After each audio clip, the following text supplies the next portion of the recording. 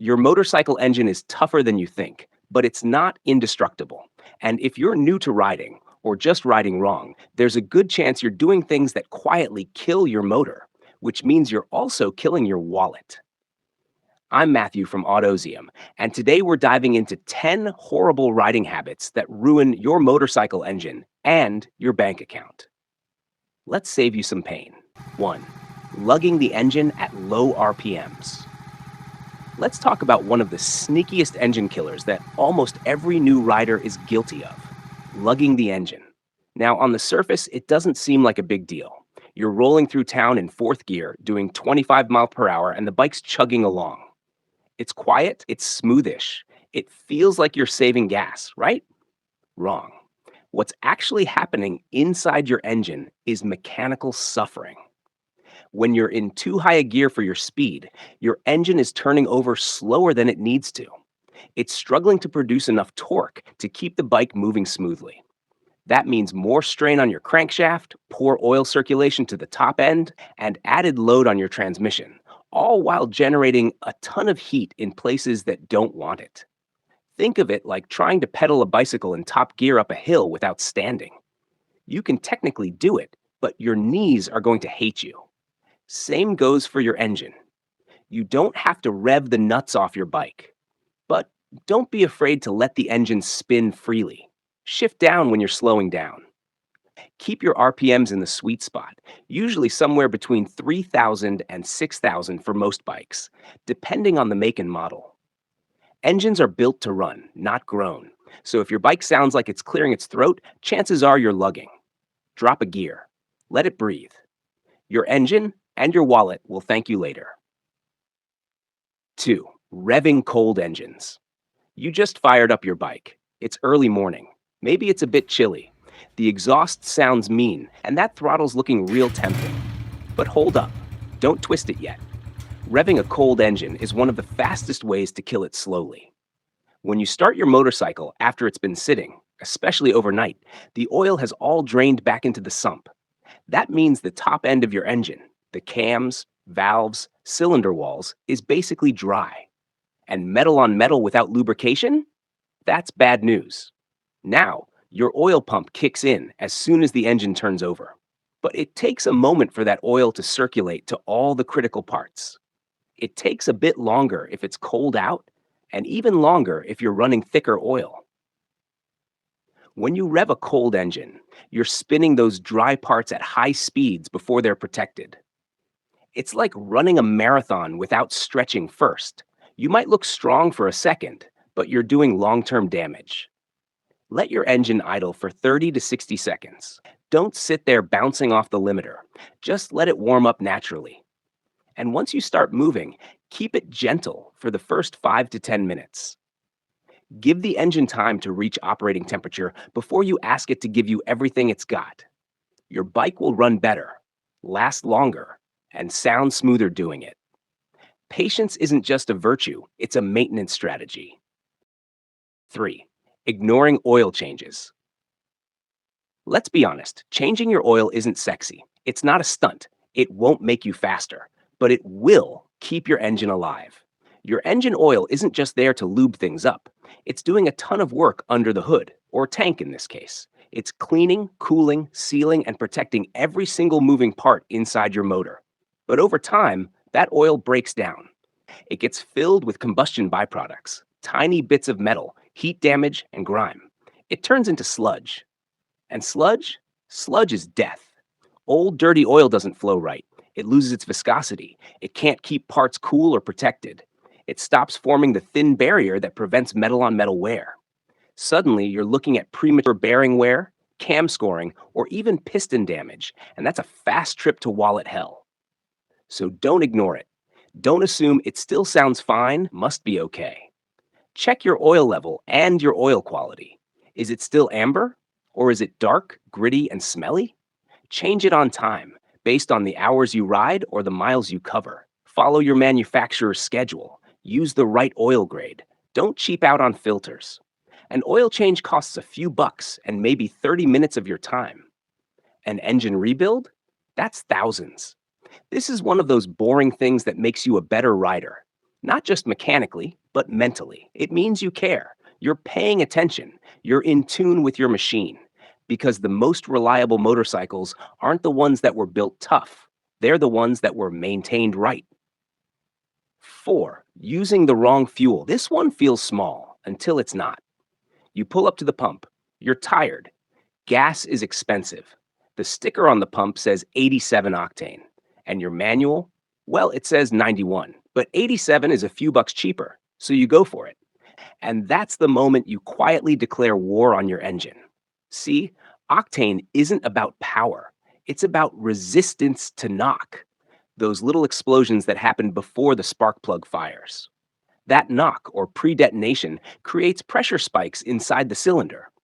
Over time, that pressure can damage your piston crowns, your valves, and even your head gasket. Your high compression engine was tuned to expect a certain type of fuel. Lower octane ignites too early.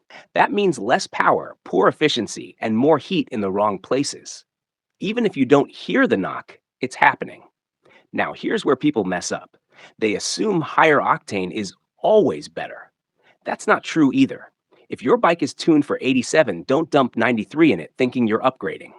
It won't burn efficiently, and you might get carbon buildup. Just run what your manual says. Every time. No shortcuts. No guesswork. Think of it like diet for your engine. Feed it garbage and it gets sluggish and sick. Feed it right and it performs like it should. Bottom line, your engine isn't picky. It's precise. Respect the spec and ride like you mean it. 5. Constantly redlining the engine. There's a difference between riding hard and riding dumb. And one of the fastest ways to cross that line is by constantly living in the red line. Now, don't get it twisted. Your motorcycle was designed to handle high RPMs.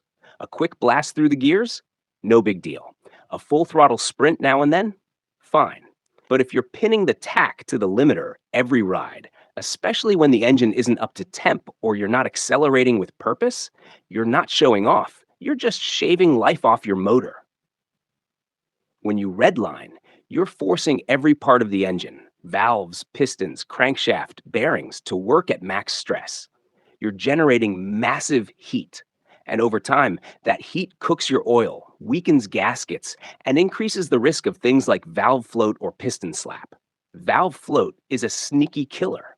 It happens when your valves can't fully close before the cam comes around again, which ruins compression and eventually bends or burns the valve. And that sound you might hear after a hard redline session? That's not performance. That's your engine crying out for mercy. What's worse, most beginner riders aren't even getting usable power out of the redline. Modern bikes make peak torque and horsepower somewhere before that limiter. So you're not gaining performance, you're just adding wear. Here's the fix. Shift smart. Use the power band, not just the peak. Know when your bike wants to be pushed and when it's just being abused. Save the red line for when it counts.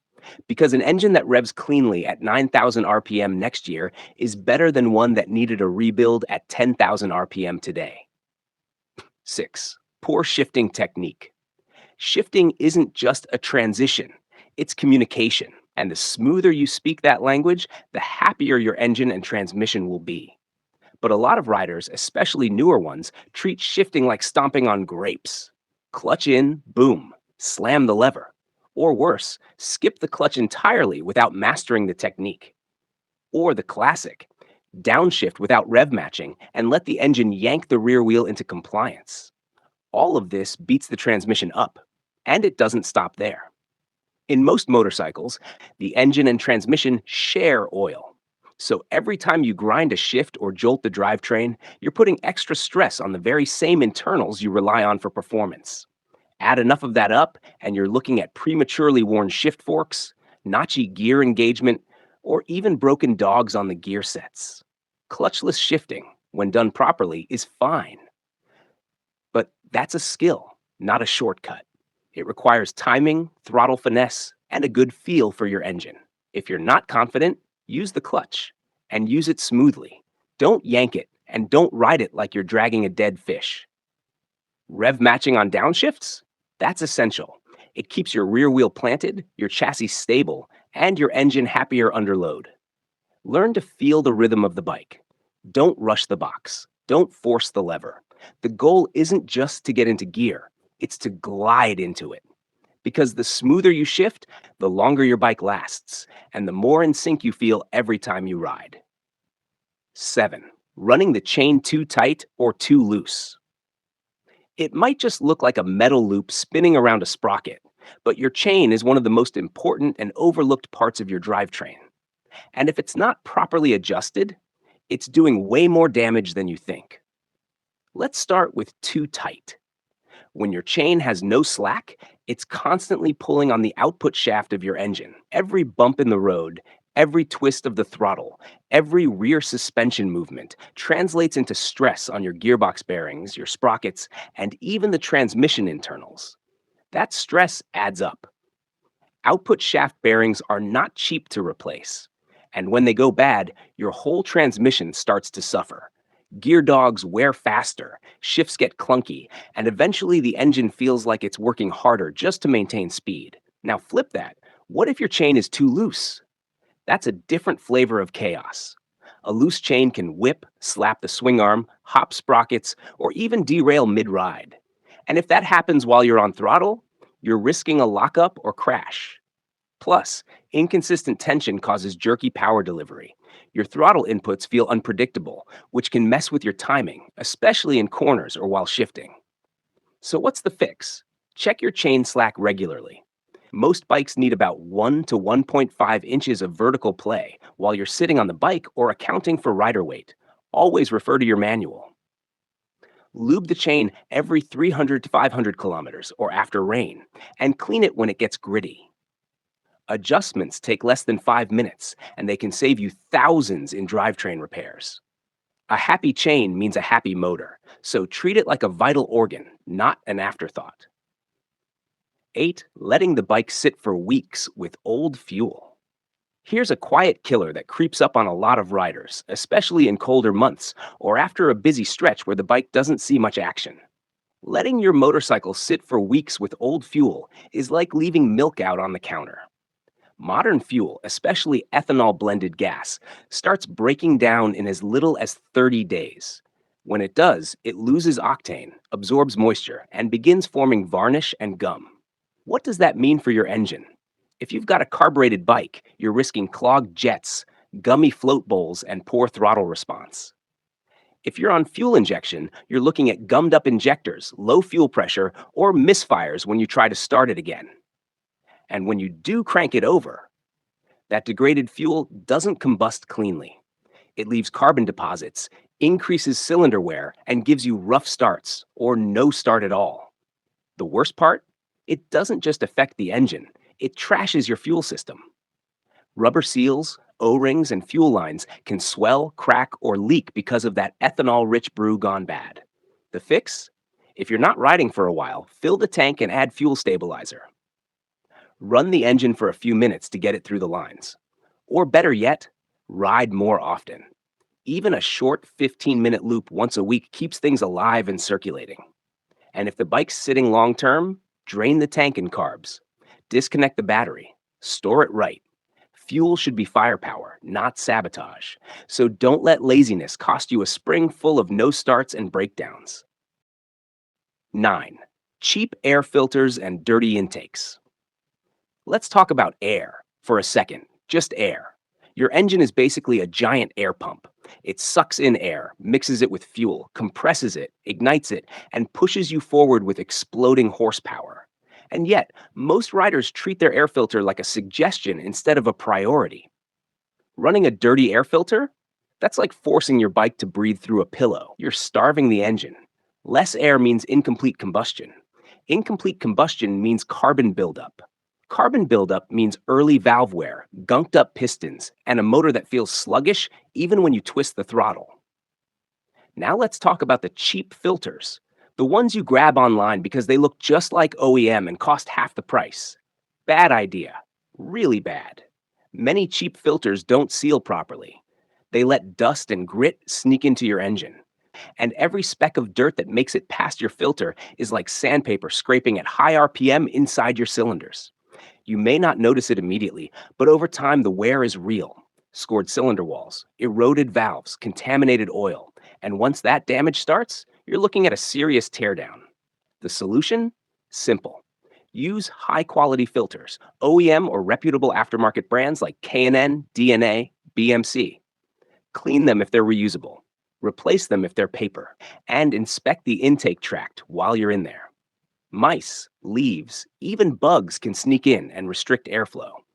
It's one of the cheapest, easiest maintenance tasks you can do, and one of the most important. Your engine only asks for clean air, clean fuel, and clean oil. Give it that, and it'll run like a beast for years. 10. Hammering the throttle before you're upright. You just crushed a corner. You feel like Valentino Rossi. You're still leaned over, and you roll on the gas hard thinking, this is it, baby. Except, your bike's not upright yet. The tires are still fighting for grip laterally. The suspension isn't settled. And the second you dump throttle before the bike's ready, you stress everything. Let's start with traction. When you're leaned over in a turn, a big chunk of your tire's available grip is already being used for cornering. Hit the throttle hard mid-lean, and suddenly you're asking the same tire patch to accelerate too. And that's how low sides happen. Fast. Now, from the engine's perspective, it's not ideal either. If you're in too low a gear or still transitioning weight, snapping on throttle loads the drivetrain unpredictably. Chain tension spikes. The rear shock loads up unevenly. Internal rotating mass gets hit with a sudden jolt of force while the bike is still trying to stabilize. The stress radiates from the throttle hand down to the bearings, gearbox, and mounts. It's not just bad riding, it's mechanical violence. The fix is timing. Finish your turn, stand the bike up, let the tire square off with the road, then roll on the throttle smoothly. Let the engine work with the frame geometry, suspension, and tire grip, not against them. Smooth is fast, predictable is powerful, safe is sustainable. So wait that half second longer before you get greedy with the gas. Because every time you rush that throttle, you're not just risking your line, you're wearing out parts that really don't want the abuse. Final thoughts. Look, your bike was built to be ridden hard, but not ridden wrong. Respect the mechanics, respect the intervals, ride smooth, and your engine will reward you for years. Or keep making these mistakes, and I'll see you at the shop with a repair bill that hurts more than a high side. I'm Matthew from Autozium. Ride smart, ride kind, to your engine, and I'll see you out there.